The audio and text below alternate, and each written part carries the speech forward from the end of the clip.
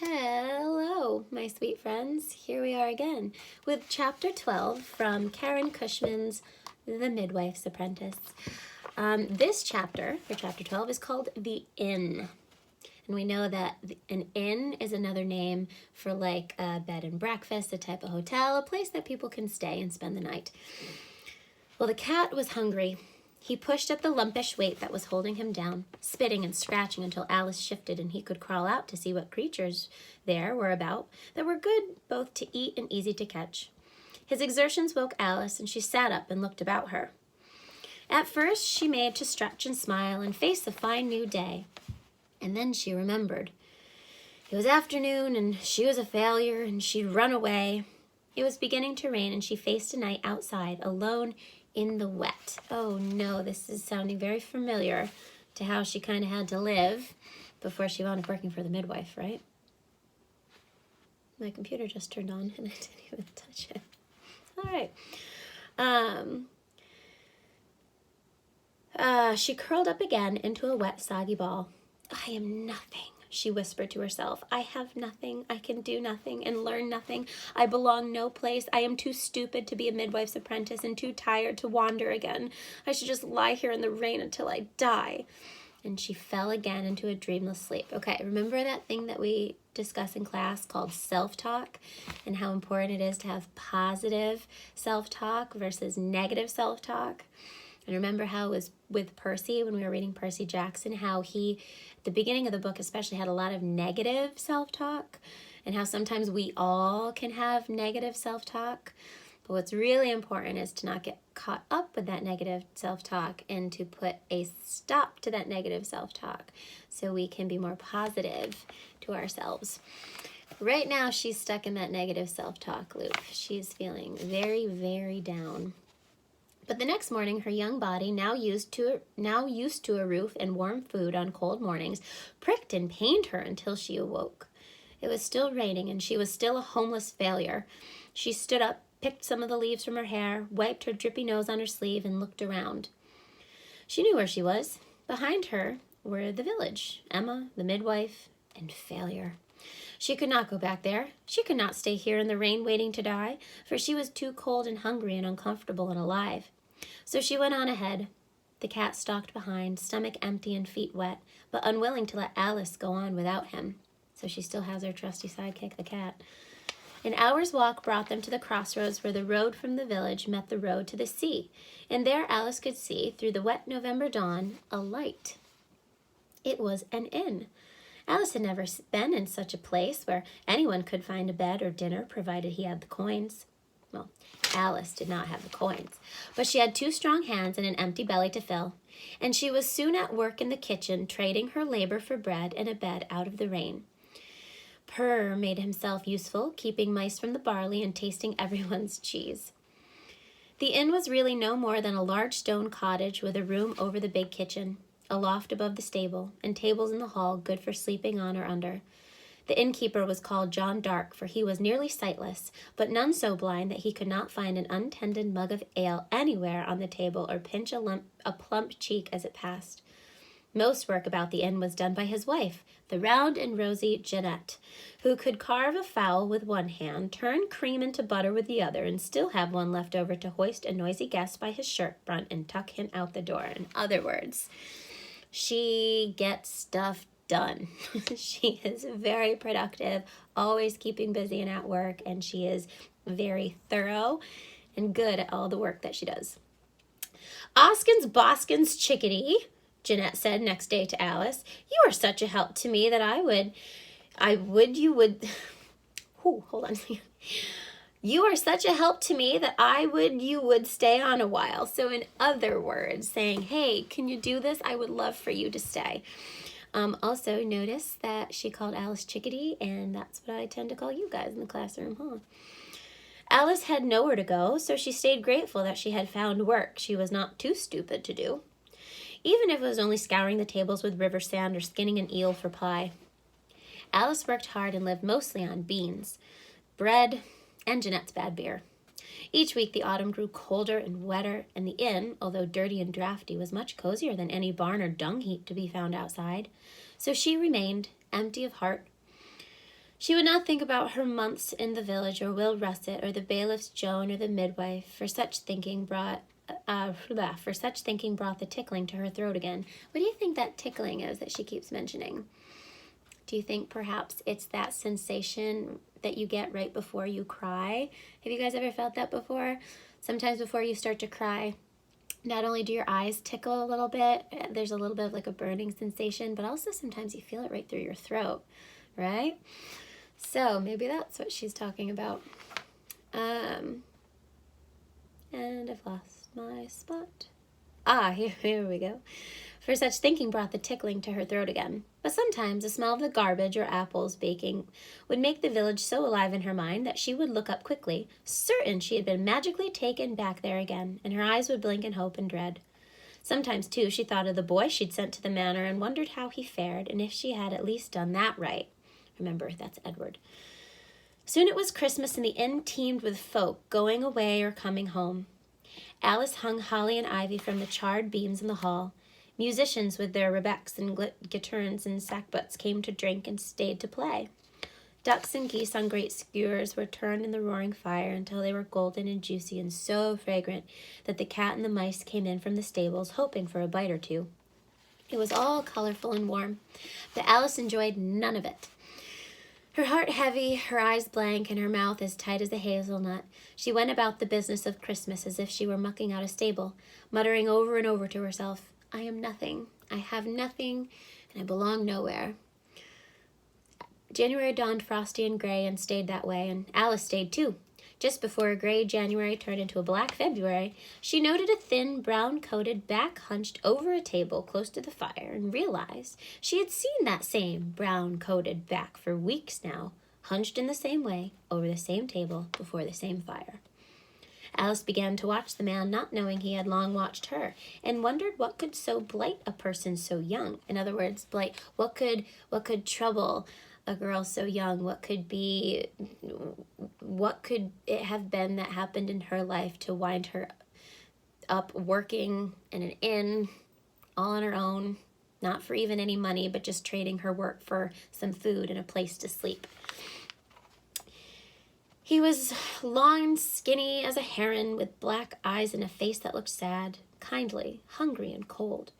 She thought at first he had the pox, for his long face, long nose, and long yellow teeth were all spotted, but it proved to be only ink, splattered as he pushed his quill pen furiously along. Corpus bones, she thought. He's writing. That is a man who can write. She kept her eyes down as she served him his bread and ale, barely daring even to breathe the same air. She, who was too stupid to be a midwife's apprentice. While they watched the big sow drop 7 piglets one dark afternoon, Jeanette told Alice about the brown-coated man. Magister Reese, it was said, was a renowned scholar. Staying at the inn for the winter, he was working off his room and board by keeping accounts and penning letters for guests while he finished writing what was rumored to be a great and holy book.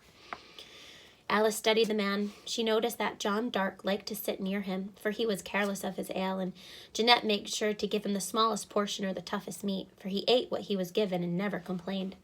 Now he had never scolded Tam the kitchen boy, who had been kicked by a horse and was not right in the head, even when Tam spilled beer or bacon fat on his papers, and that only the geese seemed awed by him, scattering hurry-scurry when he entered the inn yard, lest another tail feather go for a quill pen. Alice took to sweeping that corner of the floor more carefully and scrubbing that end of the table more frequently, hoping to see what he was writing and what it might look like. For her curiosity overcame at last, even her bleak despair. After a while, he tried to speak to her, but she would only clutch tighter to her broom and sweep furiously in silence, so instead he took to talking to the cat. This puss, he said, shifting the sleeping animal off the page he was writing, is my masterwork, an encyclopedic compendium I call the Great Mirror of the Universe, wherein you can find reflected all of the world's knowledge, collected by myself, Magister Richard Reese, M.A., and dedicated to His Ampleness the Bishop of Chester. So called, for he is ample in all the world's virtues. Or, see how I can make the ink blacker by mixing soot and the boiled oat galls. Or, this cat is a P, as in puss or pork or plum pudding. Or, the letter S must be made just so, never thick or wiggly, or with an extra curve at the end, but just so. So he's talking to the cat, because Alice Alice doesn't think that she's worthy enough to speak with him, and he seems to want someone to talk to, so he's talking to the cat. The cat listened carefully, although sometimes he lost patience with the tutoring and began to bite at the tantalizingly moving pen. And Alice, too, listened so that she learned some letters as the cat learned. She liked best the O, the D, and the G, for they looked friendly. Z seemed mean, X looked wicked, and W always made her yawn. Q was by far the most beautiful, she thought, even if it could not stand alone and must be accompanied everywhere by the compliant U. So have you noticed? Alice is picking up on everything that this man is saying to the cat. Because this man, while wanting someone to talk to, is teaching and talking to the cat. Really, what is it that you think he's doing? He's really trying to go through the cat, in a sense, to teach and talk to Alice. So even though he's teaching and talking to the cat about different letters to help teach this cat learn to read, who he's really trying to tutor is who? Alice. Remember, Alice is too shy around him. Sometimes at night, when the cat's belly was full and he had no need to prowl about looking for supper, he let Alice cuddle him against her as they went to sleep and tell him more about what she had learned that day. How A began Alice and Apple and Ark, when to put a tail on the S, and what letters might be made to spell purr. Even though he must, she thought, oh, hold on, I'm sorry. My foot fell asleep. Do you ever have that weird tingly feeling? Okay. Ooh, pins and needles. Where was I? There we go. And what letters might be made to spell purr, even though he must, she thought, know these things as well as she. During the day, when not boiling or sweeping or chopping or skinning, she wrote letters in the frost on the woodpile with a twig, scraped them into the soot of the chimney wall with the handle of her broom, and stuck her finger in the mutton soup and wrote them on the table in the kitchen. At night, she found them written out in stars and in the clear, cold sky. Does Alice have like an ink quill pen or anything else to write with or write on? No, she doesn't. So she's finding things that she can like etch and sketch these letters into to practice them.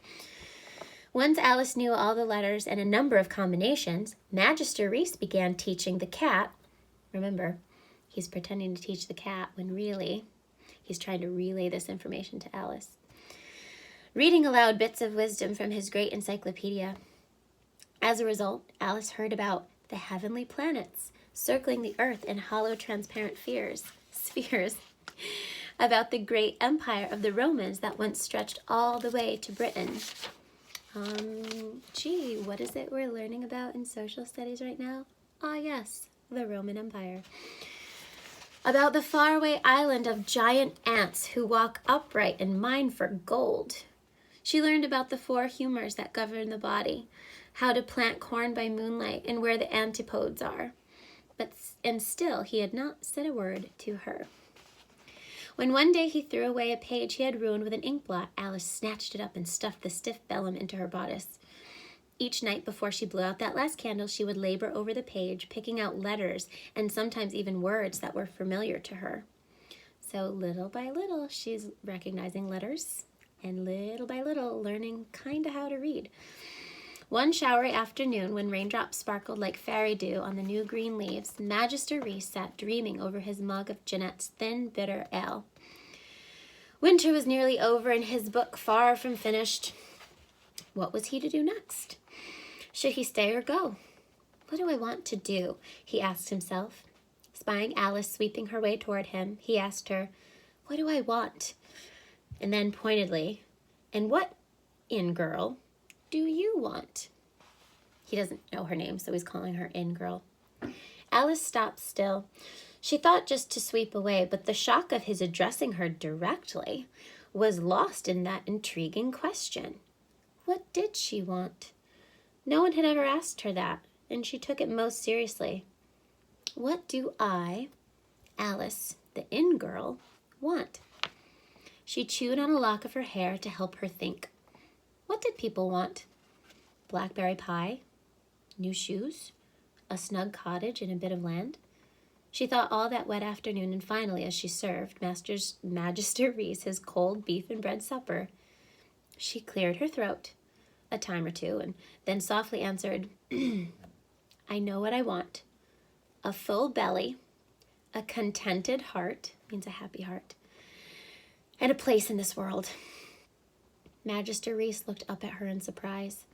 You ask a lot for an inn girl. I thought you'd say a sweetheart or a yellow ribbon for your black hair. No, this is what I want, but it is my misfortune instead to be hungry, out of humor, and too stupid to be a midwife's apprentice. Still that negative self-talk. None so stupid, he said. You can read as well as the cat. Alice smiled, and so winter turned into spring. So in other words, he's like, hey, you're not stupid. You know how to read. And then he jokingly said, like the cat, because remember, he was pretending to teach the cat to read. But really, it was Alice who was learning all the letters and then piecing together certain words to read based on what he was telling to the cat. So that was chapter 12. I hope you liked it. Bye, sweet friends.